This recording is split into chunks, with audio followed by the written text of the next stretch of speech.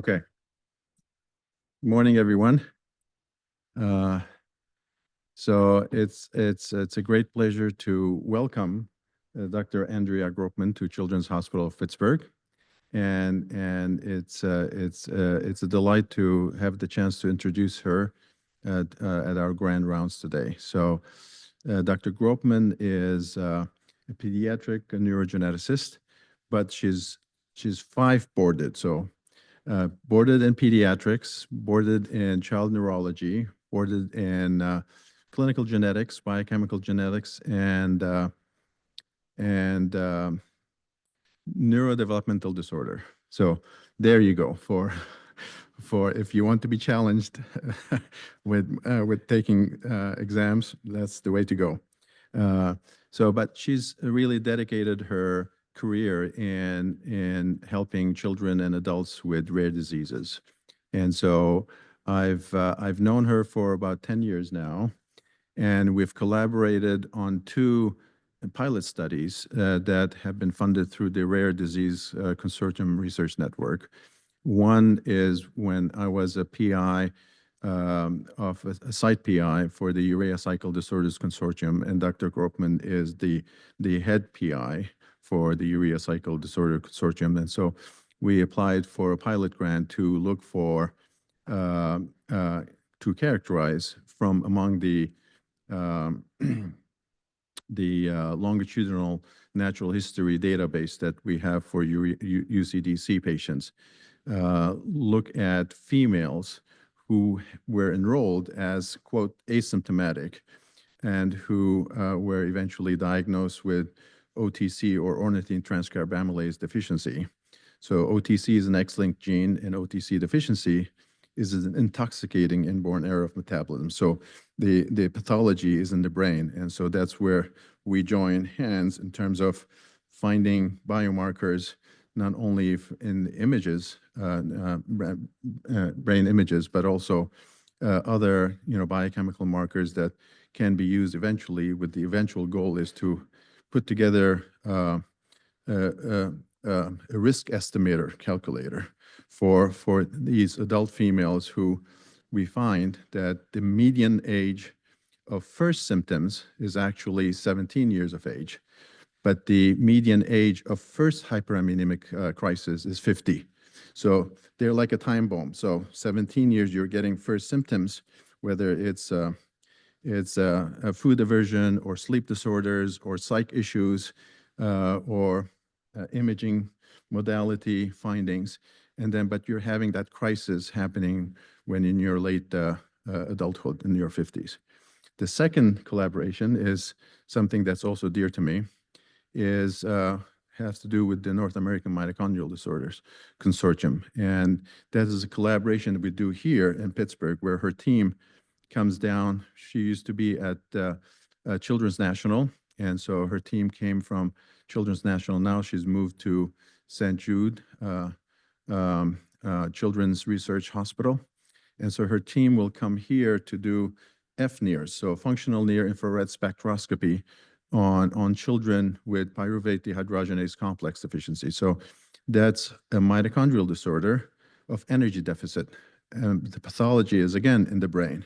And so unlike functional MRI, where it's hard to have kids do a task and get functional MRI images without sedation, this is something that we can actually do here at the PCTRC in a safe environment without sedation, and it's a portable device, and we can measure these, and that is of value because my interest is in developing novel small molecule pharmacologic therapies for PDC deficiency, and we've made headways in that.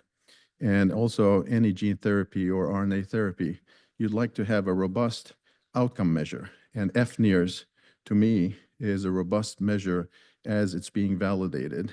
And so having that as a baseline, starting the therapies and looking at the evolution of the neuronal activation or hemodynamic parameters that she measures is a valuable thing that I think the FDA would appreciate, those kinds of outcome measures for rare diseases. So So having said that, so it's been a pleasure, Andrea, working with you. But I just want to make sure that I go through the bio. So she got her MD from University of Massachusetts School of Medicine.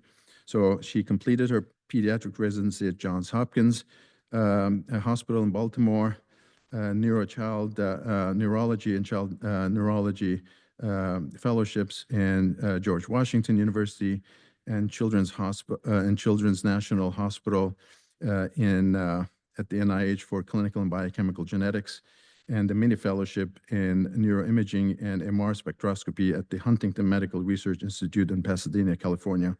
So she's a professor of pediatrics, and she was division chief of neurogenetics and neurodevelopmental disabilities for over 10 years at George Washington University, and the interim director of genetics medicine research for over a year as well.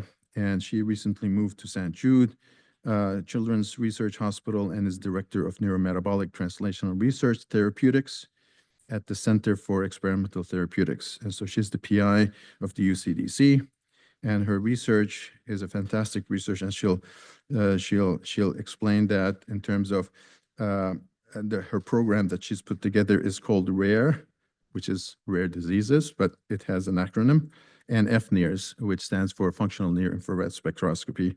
And her title is The Role of Multimodal Imaging of Diagnosing and Understanding Metabolic Disorders, Insights from Neurogenetics and Metabolism. Welcome.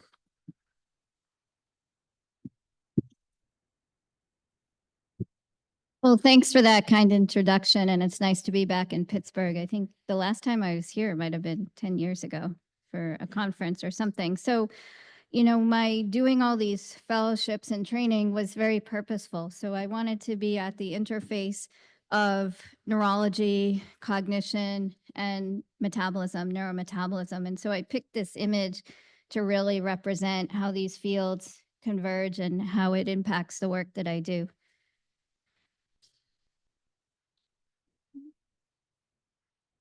Oops. So I don't have any conflicts of interest for this talk, and here's where I received my funding. So I'm very grateful to philanthropic funding from the O'Malley Family Foundation in Kettering, as well as NIH funds. Okay, so my objectives are to explain how we're using neuroimaging, not only to diagnose metabolic diseases, but really to understand the underlying mechanisms. And it's more the integration of various technologies that make it exciting and impactful. And so I'm going to talk a little bit about each of these different components, and I'll go into those later and I'll define them. I'll show one case where we demonstrated how imaging taught us new things and enhanced patient care. And then I do want to spend the end of the talk discussing future innovations in neuroimaging and advances for metabolic disorders in particular. And so, as many of you know in this audience, that inborn errors in metabolism affect various metabolic pathways, and that about 3/4 of them have neurologic dysfunction as a manifestation. And I want to show and prove to you today that advanced imaging can really provide critical insights into these disorders in terms of the timing, the underlying pathomechanism, but that there's no one imaging modality that can tell the whole story. So it's really the synergistic use of different types of imaging that look at a different aspect of brain function that makes it a powerful tool. And why care about this? So we can perform longitudinal studies. For the most part, neuroimaging is non-invasive, and now with FNIRS even less so. So we can show change over time, both with regard to the natural history of the disease and after interventions.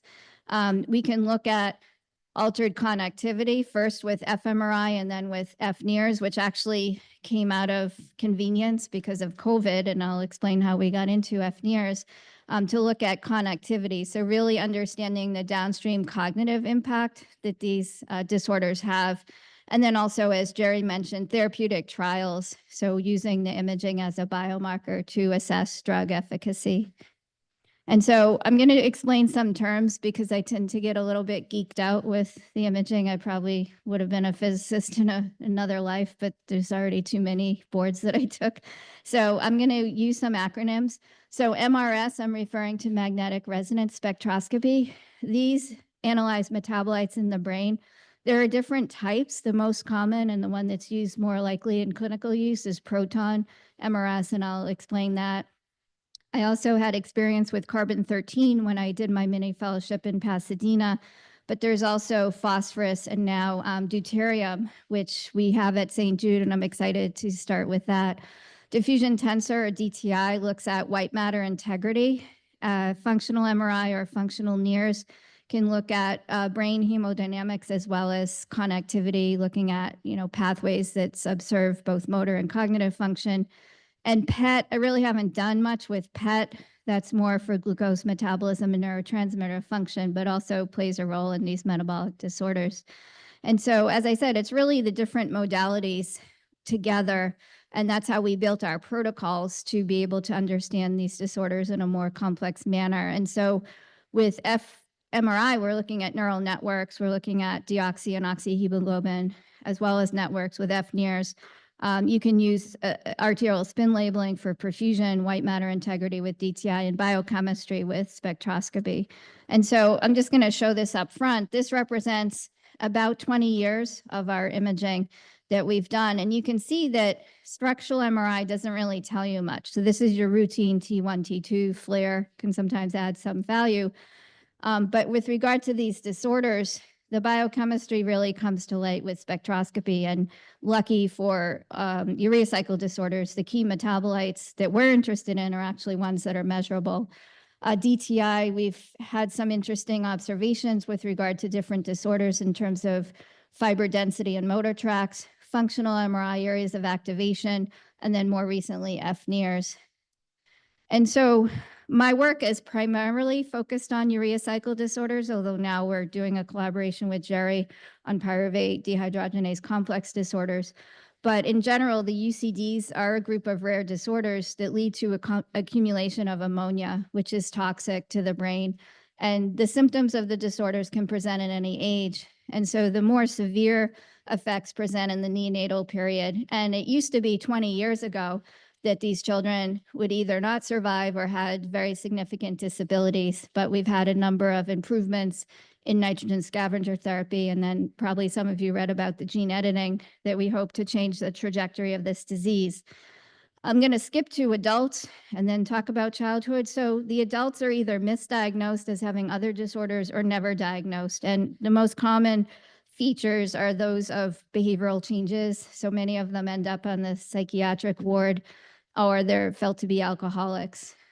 Childhood is a mixed bag because we have children who may be mild, who may not present until the teen years. And unfortunately, every year, there are at least one or two young adults, mainly with OTC, who succumb to their disease, who are probably had symptoms way back that weren't recognized, but more manifest symptoms in their late teens, early adult years, hyperammonemia, going to coma, and then death because nobody thinks of these disorders. And there are also children who have more severe symptoms that present outside the neonatal period of 28 days. So we consider early onset less than 28 days and later onset more than 28 days till, we've had patients in their 70s. So, okay, so here's the urea cycle. I'm not going to do a lot of biochemistry, but you can see some of the enzymes are in the mitochondria, the others in the cytoplasm. The main features are to regenerate ornithine and then to make arginine, which is also used in the process of nitric oxide synthesis in various biochemical reactions. So I'm focusing here. We have done some work on ARG1D and a little bit over here. So OTC is the most common, as you'll see here. Oops. So there are 6 catalytic enzymes and 2 amino acid transporters that we consider to be part of the urea cycle disorder. And so the common theme of these proximal disorders, so the ones that are at the beginning of the cycle, is hyperammonemia. And so as a result, patients can have substantial cognitive and motor deficits. And the distal disorders, we see patients with cognitive deficits. They may or may not have ammonia, even ARG1D, where we were taught they don't have hyperammonemia. They can and they do. But other cognitive results from that disease can be shown. And there are other brain toxins. We're trying to look at downfield spectroscopy to look at guanidino compounds, for example. And so there can be acute and chronic changes associated with these disorders. The patients may present with changes in mental status, seizures over time if it's untreated, brain edema, and they can present with encephalopathy as well. And so why is that? So the mechanism really remains unclear. So there are several theories. One is that of a mitochondrial energy deficit, glial cell dysfunction with osmotic disturbances, and then metabolic disturbances, mainly of glutamine being a bad player. So glutamine is your depot, if you will, for ammonia, and can be associated with glial cell swelling and brain swelling. Myoinositol also plays a role as a buffer as well. And so you can see increased brain swelling, increased ICP, increased cerebral blood flow, reactive oxygen species production, mitochondrial swelling, and then there's activation of NMDA receptors. So in the very acute phases, there's an increase in glutamate, but we're not able to capture that change on spectroscopy. We do see the increased glutamine. So the ammonia in the blood can freely diffuse into the brain, and there's no mechanism to send it back out, and it can diffuse through its concentration gradient. So the mainstay of therapy has been to reduce the blood concentration of ammonia by various factors. And almost all of the ammonia then will be converted to glutamine, and astrocytic glutamine synthetase can remove some of it, but the brain itself doesn't have a urea cycle like in the liver. And so really, most of it can't be removed. And that's the process implicated in the astrocytic swelling. And so much of what we understood about 20 years ago, when I first started getting into this, was based on either animal models or autopsies. So autopsy specimens of children who had died with neonatal onset disease, predominantly patients with acute and hepatic encephalopathy, which is a non-genetic cousin, if you will, of the urea cycle disorders, because they do have some of the same changes due to the liver dysfunction. They're damaging all of their urea cycle. And then these animal models. So there was a urease-infused rat model, a portacaval shunted rat, and then a spontaneously occurring OTC mouse model, as well as astrocytic cultures that were subjected to various conditions. So that's where we were about 20 years ago. And so we knew that in neonates who died with disease, it was end-stage brain. We couldn't really tell much about the sequence of events. We just saw that both gray and white matter were affected. Neurons were lost. There were these huge cysts. And then later, when people started doing MRI, and surprisingly, when I was very naive when I entered the field, I thought, well, my first project will be I'll just collect all the MRIs of patients with OTC that have been done. Well, guess what? There weren't many, if any, that were done. And then when we started getting MRIs in these patients, in the later onset, we would see these reversible white matter changes that seemed to show up during hyperammonemia and then could go away. Okay. And so again, as I said, prior to 2004, the survival rate of someone with a proximal UCD was about 10%. And those who survived had significant morbidity and mortality, and not much neuroimaging and just end-stage brain findings. And it was really rare that anyone had had any type of neuromonitoring or MRI, because the field wasn't there at that point. Also significant to this was in 2002, there was a mandate for Rare Disease Act. And in 2003, the first RDCRN, Rare Disease Clinical Research Networks, were formed, and the UCDC was the first one. And so we really had the opportunity to study these patients en masse. Okay, I'm not going to do that. And so I talked about neurotransmitter changes due to hyperammonemia. And again, we're still in very primitive state in terms of our understanding. So glutamate is impacted. Glutamate actually, as an excitatory amino acid, is a precursor for GABA, which is an inhibitory neurotransmitter. And so this process affects energy production and neurotransmission. But I was focusing mainly on the glutamine because we could measure that in spectroscopy and its effect on astrocytic volume and edema. And so we've seen in patients that the glutamine levels can increase in plasma before the ammonia and predict the clinical exacerbation. So oftentimes a patient would come to the ED and, they were a known patient and they weren't feeling well. Someone would check an ammonia and it wasn't quite that high. They'd go home and then the next day they'd be back because, maybe they would send amino acids, but it wouldn't be back in the time the patient was there. So sometimes they didn't get admitted and then they'd come back and everything was elevated. And then we've also seen patients where the glutamine is elevated even when the ammonia tends to normalize or start coming down. But what we saw with the imaging was that the plasma glutamine levels don't reflect what's going on in the brain. And I'll show you a long-term study. We did a study of a patient who recovered from hyperammonemia, and it took a long time for the brain glutamine levels actually to normalize. And I know that Uda Lichter, who works here, worked a lot on glutamine, and she had done some astrocytic glial studies and showed that there was impaired water transport in these astrocytes when they had high glutamine. We've also done some C13 NMR spectroscopy showing de novo synthesis of glutamine from glucose that increased twofold in cultured astrocytes. And there was a paper in 1991 and then in 94 where you could inhibit glutamine synthesis and that attenuated ammonia-induced brain edema. So glutamine's been a very important metabolite for us to focus on.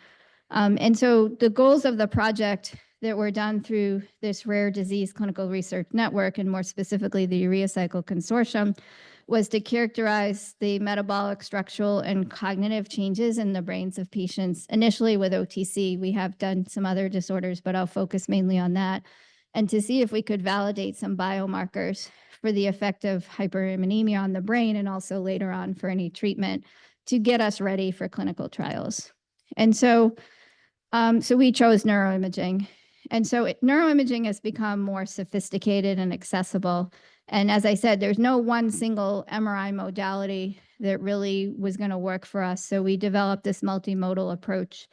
But the problem was going to be the analysis. So most of the time when you do an MRI, you use this independent component analysis, which is a general purpose statistical model. But we, and Jerry and I have talked about this, is you may have to consider a weighting of the components. So certain aspects on imaging appear earlier and may be more significant. So maybe they're worth twice as much as what you see on, maybe DTI is worth twice as much as what you see on spectroscopy or FLAIR imaging or fMRI. And so we've been doing these studies and collecting the data to apply a machine learning or an AI type of model, mathematical model. And I'm hoping to be able to do that at St. Jude with their bioinformatics group.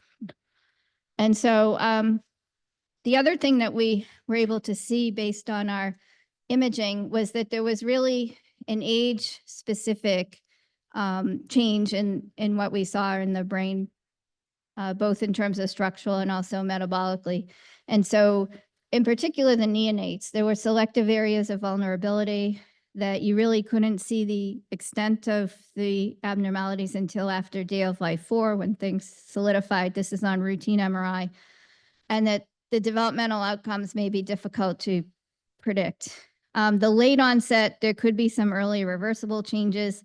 And I think more importantly is that the brain can be normal first on T1 and T2 sequences. We actually had a patient present. I was covering the inpatient and the consult to finish rounds, came down to the ED. We had this child who had a history of just acting bizarre whenever he got sick.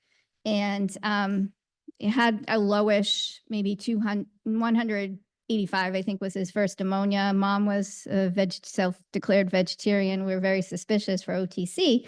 And so, we rushed him to get an MRI and it was normal, as we expect. But then his spectroscopy showed the glutamine through the roof. So, and I'm going to show how that can be important in clinical situation.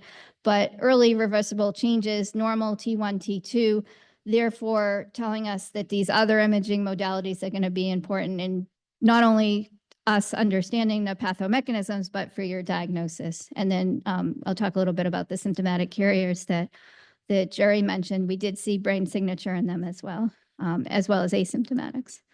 So why do we care about this? So there's evidence that there's already alteration in synaptic function very early in the disease process, possibly long before the development of clinical symptoms. So we want to save brains. And as patients are living longer and surviving, we have noted a number of neurocognitive difficulties. And so most of their abnormalities occur with regard to what we call executive function, and in particular, working memory and attention, planning, organization, cognitive flexibility. And this can have impacts on school, social relations, vocation, and choice of vocation. And then what we found from a patient group was driving. So it helps to talk to the families to find out what's important to them and to give you new avenues for study. And so we now understand the downstream effects of these disorders, and we're trying to quantify them with regard to their cognitive performance during daily life activities, which still remain not completely resolved. All right, so I'm going to show kind of the early changes on T1, T2, and flare. So this disorder has a predilection for the these areas here. So the peri-Rolandic area, you'll have to trust me. I don't know if the lighting is good, but this is an area where you see some increased T2 signal here, right here. So OTC usually starts here. Okay, so this is an adolescent who was well controlled, got the flu, and became symptomatic with hyperammonemia and changes in mental status. And this is the patient for whom we did the long-term follow-up recovery from hyperammonemia. And so the first changes we saw were after 3 days of hyperammonemia was here. And he's not an infant, so we can see the changes right away. There's this phenomenon known as pseudo-normalization in the neonatal brain, where the signals are isodense and you can't see anything. But in an older patient, this is 3 days. So if he presented on day of life 1, it probably would have been normal. Oops. Okay. And then we can look at T2 and flare. So flare is basically a T2 where the ventricles are dark because you're suppressing that fluid, because it's hard to see white lesions near white fluid and ventricles. So here you can actually start to see that there are some changes in the white matter. And then we use DTI. So this measures water movement. And so in order to explain DTI, I have to go through this little diagram. So if we look at an open pool of fluid, like in a ventricle, there's no restriction to water flow, and this is referred to as isotropic diffusion. If we then impose an axon, we have boundaries, and so we have restricted diffusion. But if you have a process that damages the myelin sheath, you have these breaches. And so what happens is you can trace the trajectories. So, the free water, restricted, and then, more restricted, you get a more coherent bundle. And so I made this silly little thing. So, here's your water with restriction, and then here's your water free. And so what we saw happens in OTC, because that's the one we've studied the most, is that there's a change from this restricted diffusion to more, so anisotropic to isotropic, implying that there's some breaches in the myelin sheath that are not at the level of detection you would yet see on a T1, T2. So this is microscopic changes. So the DTI is important in showing you that diffusion that you're not yet able to see because there's not enough macroscopic damage, right? And so we measure a few things. We can measure the magnitude of the diffusion, the orientation, the degree of randomness, which is the anisotropy. So we call it fractional anisotropy, or the unrestricted water movement. And then we can tell if there's too much water, if there's damage to white matter tracts. And so you can build your images like this. You can look at your raw diffusion image, and you can actually select out tracts. You can do tractography. The colors indicate the directions. And then in this case, this is focusing on the cortical spinal tract. So you can actually look at the density of fibers in that bundle. And we've actually done that here. So we have alterations in the fiber bundles with arginase deficiency. I think this is the only slide that we're going to talk about with that, where you have an age match control, and then you have OTC and arginine. You can see that there's less fiber density. So this is actually something that we did with Jerry Lipschultz. So he was working on gene therapy for the ARG1D mouse model, and he had found, which is consistent with what we found here on our imaging, is that the homozygous mice lacked sufficient numbers of fiber tracts in the cortical spinal tract. So he had called me and said, I remember you published a paper on this. Do you have any images that we can put, head to head in this publication? The other curious thing he found, which we have not evaluated yet, was at least in the heterozygous mice, he saw an intermediate phenotype where they had less robust fiber tracts in the cortical spinal tract, but not as severe as the homozygous. So we're very interested to look in the carrier parents as well. And then I think what metabolic folks get excited about is spectroscopy. And so this is basically a snapshot of brain biochemistry. And so in the clinical realm, this is what we can measure. And so this can be measured on a 1.5T. 3T gives you a little resolution. It's not till you get to 7T that you really can start seeing other metabolites. So NAA is your marker of neuronal number and integrity. So you see a decreased NAA peak in disorders that damage neurons or stun neurons. So just because the NAA is low doesn't mean the neurons are lost. They may come back. So sometimes if there's an acute insult, we see that peak decrease, but if we were to image them later on, it recovers. Lactate, which is usually can be overlapping with lipid and can be manipulated based on your echo time. You can actually do at 1.5T, you can do an echo time of 144, and it will actually flip the lactate peak below this baseline. It's always a doublet, and usually the left side of the doublet is higher. Choline is and phosphocorine are your measures of the membrane integrity. Myoinositol is involved in cell signaling. It can be indicative of volume, and we see an inverse relationship in patients with OTC in that they have a high glutamine and a low myoinositol. We don't see that in normal folks. Glutamate, we seldom will capture, and at lower field, glutamine and glutamate overlap in what we call GLN, and we talked about glutamine. And so we actually looked at this family. So we had a normal age match control and we had two sisters. So this sister had symptomatic OTC from age 2, and her older sister was a so-called asymptomatic carrier, ate a normal protein diet, et cetera. And so we wanted to look at, we did them all individually, and then we were able to superimpose. And so, not unexpected, we saw a high brain glutamine in the patient herself. This was at baseline, so the patient was not symptomatic at any point, just showing that the glutamine can be high in the brain even without any metabolic perturbation. And then the sister and the control were the same. We went over to myoinositol, and you see like this 3 different peaks. So the myoinositol is low, as we've seen that ratio of high glutamine, low myoinositol in the symptomatics. The normal control has a nice, robust myoinositol peak, and the sister who's asymptomatic is intermediate. And then more importantly, choline. So this happens first, this happens next, and then the choline is sort of a long-term measure. And so in someone who's had chronic, either clinical or subclinical hyperammonemia, we see over time the choline peak decreases. And so both sisters actually had a lower choline peak, implying membrane dysfunction in those two sisters, one symptomatic, one asymptomatic. And so you can actually use MRS in clinical practice. So the patient we had who presented, the boy that I talked about before, who had the normal MRI, actually the same day that we had that normal MRI, we were able to show this high glutamine peak. And that's always fun at 4 p.m.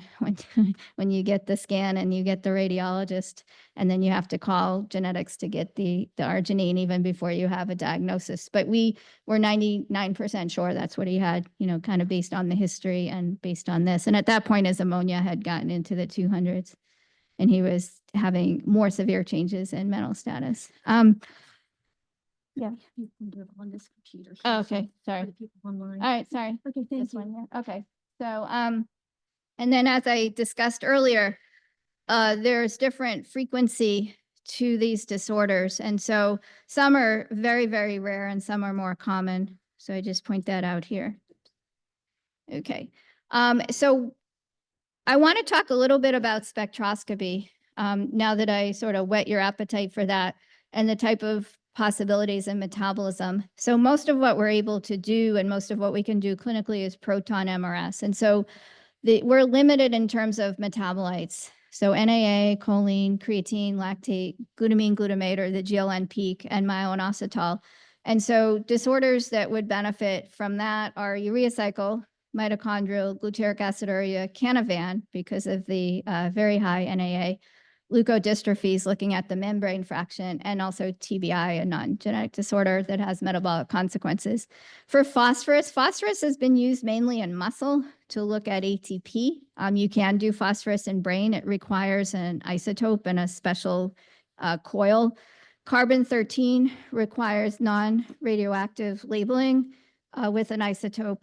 And you can look at the full 2 turns of the Krebs cycle. You can look at lactate, glutamate, TCA cycle intermediates. So you could look at any disorder that's suspected to have a glucose metabolism defect. So you have a C13 labeled glucose, and it can be labeled at a different carbon position. You can look at pyruvate dehydrogenase, for example. Sodium, I haven't seen a lot of that. That's mainly used in stroke. Fluorine, again, for drug metabolism studies, not really in the clinical use. And nitrogen, obviously, we probably wouldn't want to use it in urea cycle disorders because we'd have to be giving them nitrogen. So proton has a natural abundance of 99%. These others require a tracer because, for example, the natural abundance of carbon is about 1%. So you have to give the non-radioactive labeled isotope to be able to see any signal. And so this is our patient. Actually, no, this isn't our patient yet, but this is different disorders in which spectroscopy can be useful. So you can see, for example, the lactate peak. This is a patient with MELAS, so this is very characteristic. You see this posterior lesion. It tends to hug closely to the gyral surface and interdigitate here, and their lactate. Here's another patient who has Sandoff's disease, for example, so a totally different type of metabolic profile. So many metabolic disorders, you can show changes metabolically. They may not be specific. So for example, the decreased NAA may not be specific for a certain disorder. You see it across disorders, but it can tell you a mechanism. Is this neuronal based? Does this affect the membranes? Is there lactate? Is there energy deficit? So I think a lot of times people think that spectroscopy, what's the use, because it may not be specific, but it can tell you, kind of the underlying mechanisms. So these are the limitations. So the clinical scanners focus on proton. The detection is limited resolution for your metabolic pathway.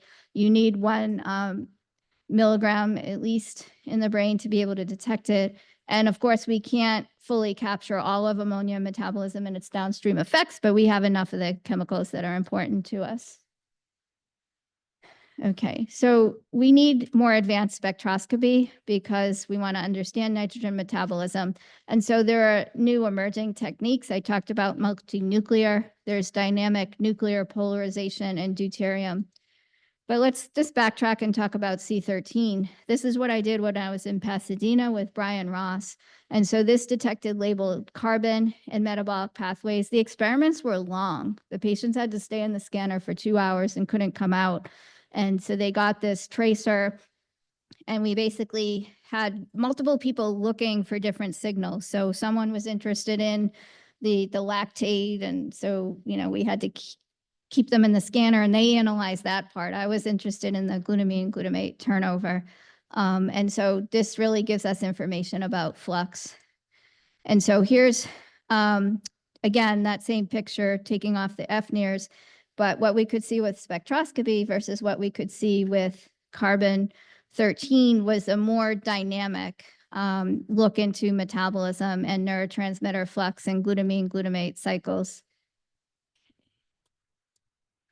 And then phosphorus, haven't done any at this point, but theoretically you could calculate an ATP-ADP ratio to look at hyperammonemia. So this is going to be important for energy metabolism under stress conditions because it's measuring your high energy phosphate compounds. And so again, muscle It's been used more with that because most of your body stores of phosphocreatine are within your skeletal muscles. The brain sort of shows this mix of high energy phosphate levels, but the liver, so the liver is also another organ for which this could provide important information for metabolism. I don't have personal experience with using it, but I'm certainly interested. So what about deuterium? So this uses a deuterium labeled substance, usually glucose or water, to track metabolic pathways. And so you're detecting the deuterium incorporation into metabolites. Why do we like it? It's non-radioactive, so it's safe for repeated in vivo studies, and it has a high specificity for tracking individual biochemical reactions. So it could have definite applications for urea cycle disorder because now we're getting into flux in real time. We can look at water proton exchange and its impact on brain volume, for example, since we know this disorder is associated with changes in brain volume and edema. And again, because it's non-invasive and highly specific. Hyperpolarized carbon-13 spectroscopy is another methodology which basically enhances the sensitivity of C13 because of its low natural abundance. It can give you real-time metabolism tracking of ammonia derivatives, transient metabolites, which we can't see by the other methods. So this could really provide unprecedented resolution for more dynamic studies. So what would those applications be? More detailed metabolic flux analysis, brain energy metabolism, and mainly water exchange, as I discussed before, as we see edema. So what are the downstream effects of the metabolic derangements? So we know that these patients have executive dysfunction. Is there a way to show that? So we started with fMRI because that was the gold standard. And one of the tests that seemed to be good and had been validated for working memory was something called the 1-back and the 2-back. So let me show you that first. So in this, the patients lie in the scanner and they're presented one letter at a time, and they have a clicker button. And so if they see an N, they see an E, they see an E, they're instructed, if you see the same letter that was 1-back, press the button. And so this is a working memory. They have to remember, but they also have to pay attention because if you look away, you miss the next ones. They come at intervals of about 20 seconds. The 2-back's a little bit harder. This is your sandwich where you're looking for the same letter that appeared 2-back. So here are the F's too. And we also had a 3-back, but only the control subjects could do that. And we could show that this is a task that had been validated and activates the frontal cortex. And we saw that in the controls, we saw this frontal activation pattern, but we saw something very different in those individuals with OTC is we saw less frontal activation and more sort of this all over random activation. So implying that there was some damage to the frontal lobes that subserve this purpose and that they required reinforcement or augmentation of the response by invoking other areas, other pathways to perform the same task. And so we could actually localize, what areas of the brain were involved. This was mainly the prefrontal cortex, and that we were showing changes that the OTC individuals, one, they were having trouble with the task because many of them missed the either 1-back or 2-back. We could go back and look at mistakes, and two, that the brain activation was different. But then COVID struck. And so our ability to bring people to the scanner was limited. And so that's when we actually got really interested in FNIRS. I'd been working with some folks at NIH about the possible implications of this. And, this is, you could bring it to the bedside. You have more of a control over the subjects. You can have subjects who are not good candidates for the scanner, either because they're too young or they can't lie still. And so it gave us a lot more flexibility. And so we actually early on had done some head-to-head, no pun, comparisons between brain activation maps in FNIRS and in fMRI, and they were similar. So we have almost been exclusively using the FNIRS because it can look at in addition to the tracking of the pathways, we can look at changes in cerebral hemodynamics based on hemoglobin levels. And it was going to be a surrogate for fMRI with better portability. And you can see, you can use it on an infant. And so there's a source and a detector, and it operates in the normal wavelengths of light. And so it's an optical method. So these are optodes that are in their head. It focuses on looking at oxy, deoxy, and total hemoglobin concentrations. It's non-invasive, it's portable. You can pack it up in a little briefcase. We've brought it on planes to come here.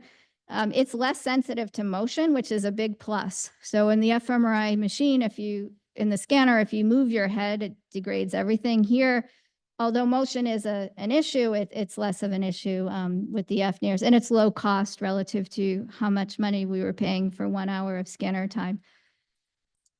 So we developed our portable neuroimaging protocol then based on FNIRS that I called rare FNIRS. So we're looking at resting state, which is when your brain's doing nothing, and response. So this would be a task-related brain activity, which we could standardize, or we could have a specific task depending on the metabolic disorder.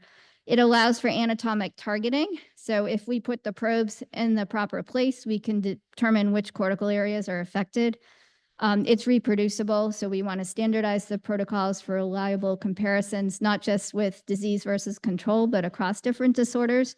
In terms of ethical, it decreases patient burden and it makes it accessible to rare disease populations. We've brought this to patient advocacy meetings. We've done GLUT1, we've done MSUD, we've done OTC, now PDC. So we're on the road with this. Functional connectivity, as I explained, neurovascular coupling based on the hemodynamic changes, an individualized approach so we can adapt the protocol based on the patient capabilities and the disease. We can do the robust signal processing and collect standardized data.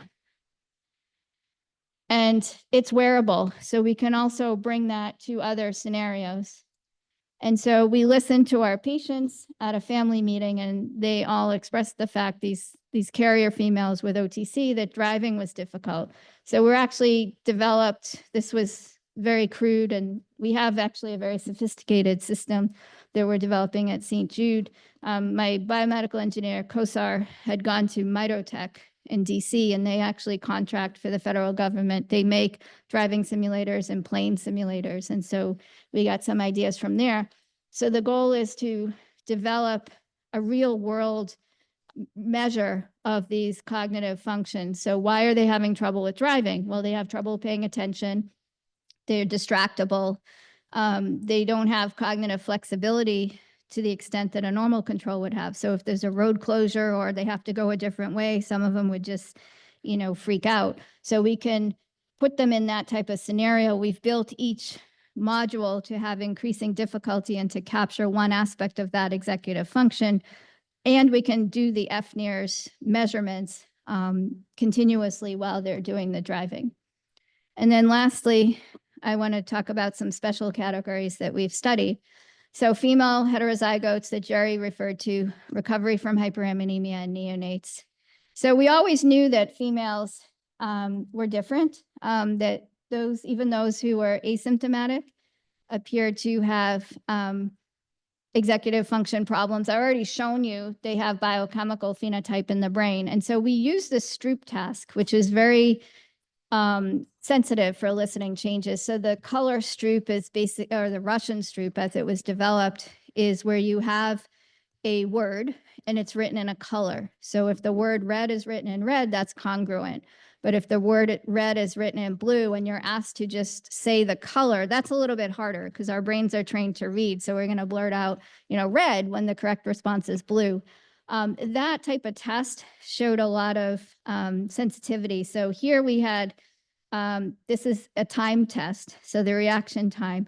So when we had the incongruent stimulus, you could see the asymptomatics fell right in between the normal controls right here and the symptomatics.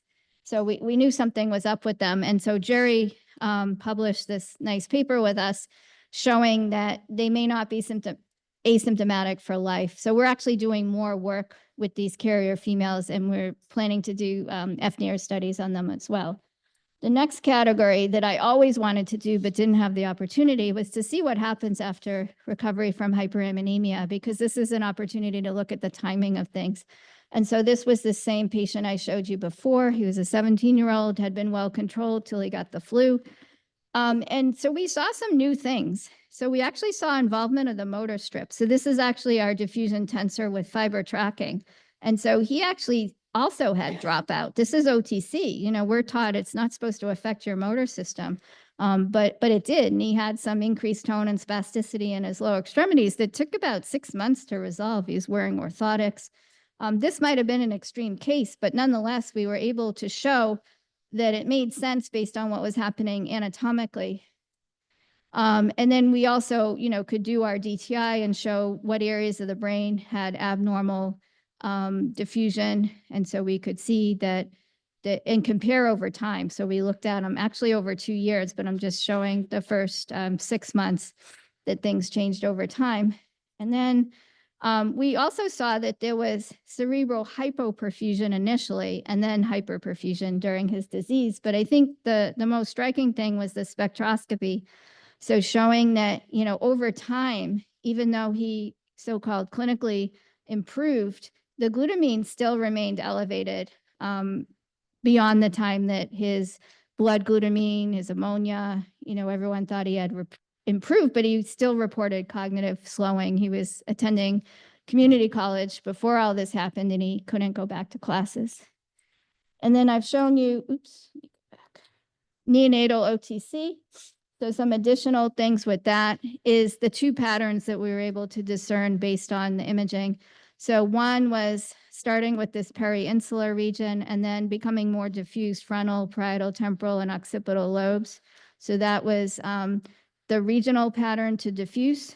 And then we also showed that there's a more central pattern where the basal ganglia are affected, except the thalami are spared. So this can look like hypoxic ischemic encephalopathy, except for the fact that the thalami are spared. So that can be a differentiator. But then in this pattern, they develop that cortical necrosis or the loss of neurons with the subsequent replacement of the cystic changes. And so the diffusion abnormality extent all trended negatively with the prognosis. So the more diffuse tended to have a worse prognosis. And then, so are we ready for clinical trial readiness? So we expect that these biomarkers will enhance future clinical care as well as clinical trials. There are, you know, a lot of trials down the pike as well as those already undergoing clinical trials right now. And that for some rare diseases, we thought also the treatment efficacy could be determined from real world data, such as the driving simulator. So, because, you know, the FDA may say, so what, you know, you've decreased this biomarker. How does that make the patient, you know, feel better or function better? So if we can use driving or some other measure, maybe that will satisfy their need for this information. But I think the real goal is going to be combining the technologies and really linking this ammonia toxicity to the white matter integrity and energy metabolism. And so what we want to do in the future is move to higher field, develop novel tracers for both carbon-13 and deuterium, and the integration with artificial intelligence, AI, and machine learning for more robust data analysis. And so I know I went almost to the end, but I want to thank all of the UCDC PIs, both past and present, the patients and families with whom we couldn't do the work. And then I've had a number of mentors along the way. I mean, none of my clinical training prepared me to do any of this. So Brian Ross in Pasadena, I kind of cold called him, and I tell fellows, don't be afraid to cold call or cold email people if you really want to learn things. He answered his own phone. There was a GE spectroscopy course I thought I wanted to take. I told him what I did. I found out that he pretty much had developed spectroscopy. He had, you know, was a hepatic encephalopathy person, so it was perfect. Stan Fricke is the physicist at Children's National who said to me, why do you want to learn all this stuff? You know, I said, I want to understand it. I just don't want to, you know, be that physician who, asks what it means and just give me the data for the paper. So I really took a lot of classes in this.